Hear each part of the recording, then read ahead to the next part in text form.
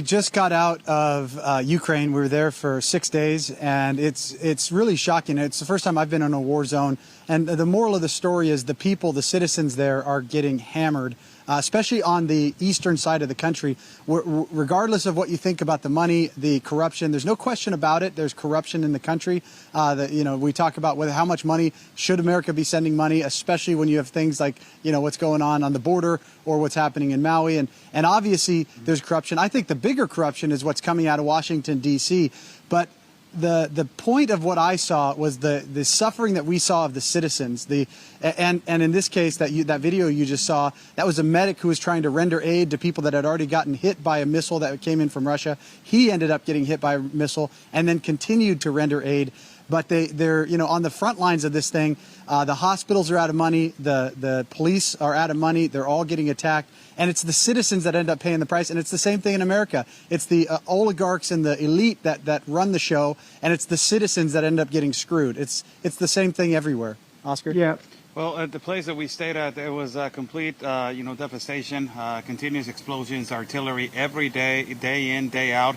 And I cannot bear to witness how the families and the children and the PTSD that they're suffering. They're telling us the children, they cannot go to sleep.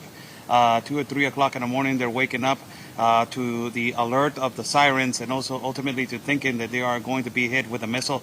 It is just complete devastation. The ones that they are being, attacked the most is the middle-class families and the citizens.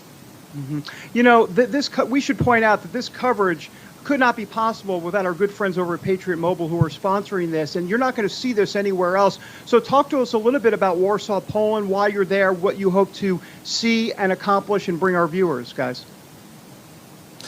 Well, this is a combination. So we started the trip. The first week of it was showing the immigration disaster that's going on here in Europe. And it's the same disaster. It's the same organizations behind it. Now, Poland is actually one of those countries. We're actually flying out tomorrow. We'll be heading home. But Poland's one of the countries that actually has strong borders, that's secured its country and put its citizens first. And for that, it's being attacked by the United Nations. It's being attacked by the European Union. But Poland is really an example of what other countries should be doing. And then what when we get back, we're putting it all together and really connecting the dots from our southern border to Europe, and then ultimately even into Ukraine and the war that's going on there.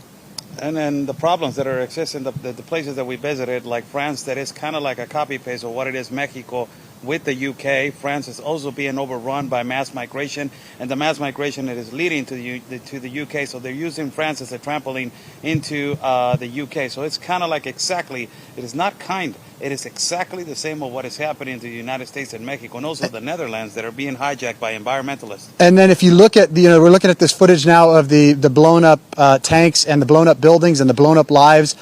If you get down to the bottom of it, sometimes you go on trips to get answers to questions. I think on this case, I came home with even more questions than I began with. But there's no question about it. There are forces at work. Everything you see going on in Ukraine initially started because people wanted to make more profits. They wanted more control. And it ultimately comes down to good versus evil. And that's the battle we're in.